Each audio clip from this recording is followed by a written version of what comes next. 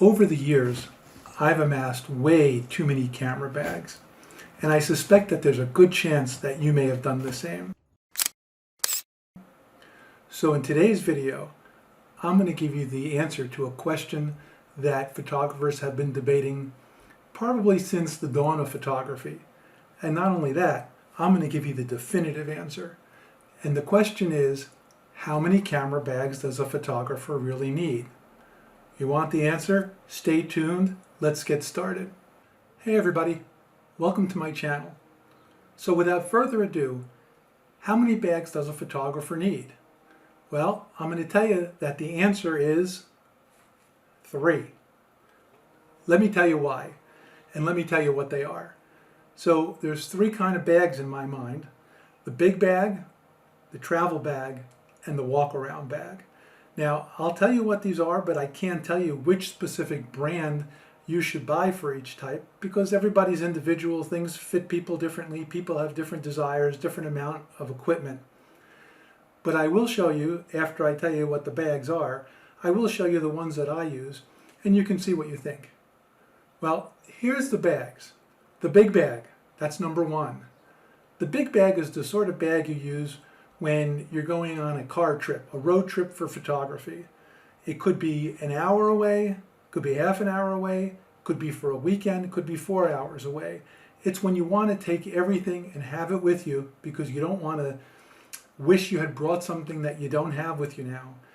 And you put it in the trunk of your car, you throw it in, you're off on your trip, you got everything you need. The second bag is the travel bag. Well, how does that differ? The travel bag is when you're taking an airline flight. And here's the key. The travel bag absolutely has to be able to fit into the overhead compartment, but not just on a regular plane. It has to be able to fit into the overhead compartment on a regional jet. Because, well, I don't know, flying from where I am, it seems that you can't fly anywhere on a big plane. There's always a layover. And inevitably, somewhere along the line, there's a regional jet involved. And you don't want to be checking your bag because it won't fit into that overhead compartment or under your seat. And they can be pretty picky about it. And let me tell you, those overhead compartments, they're not that big. But there are some bags made specifically for this use, and they hold plenty enough equipment to take what you need on a trip for photography. And finally, that third bag, well, that third bag is the walk-around bag.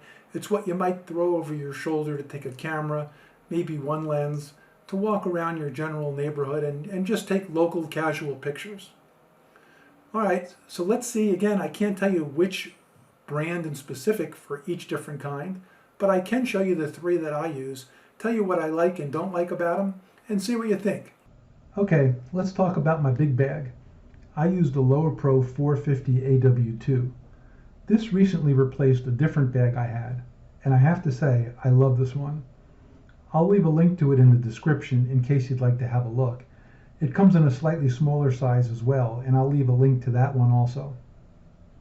First thing first, it stands up on its own. There have been a few commercially popular bags that just don't stand up because the bottom panel isn't flat. It sounds like a trivial thing, but it's not, at least to me.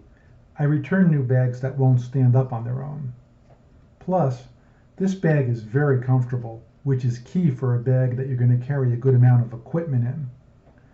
When it's on your back, it feels like the weight is being carried on your waist, while the shoulder straps are being used more to balance the load, which is great to avoid putting all that weight on your neck and shoulders. I live where the winters are cold and can be snowy, so it's nice to have a front panel, and this one can expand quite a bit, where you can stow a fleece or a sweatshirt or a jacket or something to keep you warm.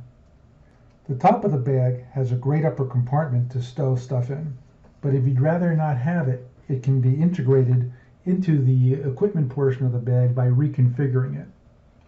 You can throw some snacks in the top, but I personally use it to store my Mindset filter case. The mesh pocket to the left, which really is the inside of the top flap, is used to hold my LED headlamp, which you need if you're going to be walking before sunrise or after sunset. The bag opens from the rear, and there is a nice pocket in the belt to store extra batteries or whatever you want. The zipper works really smoothly, which has not been the case with many of the bags that I've had. But let me point out one feature that I'm not too fond of. See that loop handle? It seems sort of flimsy to use to lift a heavy bag. I usually use the straps to lift the bag instead, because that loop handle just doesn't give me confidence in getting the bag up without tearing it. I do wish there was a more heavy-duty something that could be used to lift the bag up off the ground. Let's look at the inside of the bag. There's really quite a bit of room. It's quite deep also. Initially, I thought that depth was a waste and made it oversized, but I've come to think differently. For starters, I can put my camera in sideways. The camera right now has a 24 to 70 millimeter lens on it, and it's a DSLR. And I can put it in with the grip upwards, making it easy to grab the grip and pull the camera out of the case instead of having to grip it by the lens. This also leaves some space at the side of the camera where I can use pockets to store the waterproof backpack cover, as well as an extra filter or camera rain cover. Plus, the bag is holding my 100 to 400 millimeter lens, my 180 macro lens, a 21 millimeter prime lens. Plus, if you put my rocket blower on top of the macro lens like I usually do, you have room for 2 more lenses or a flash or whatever you want. It's even holding my pano head and a 1.4x extender in one of the compartments.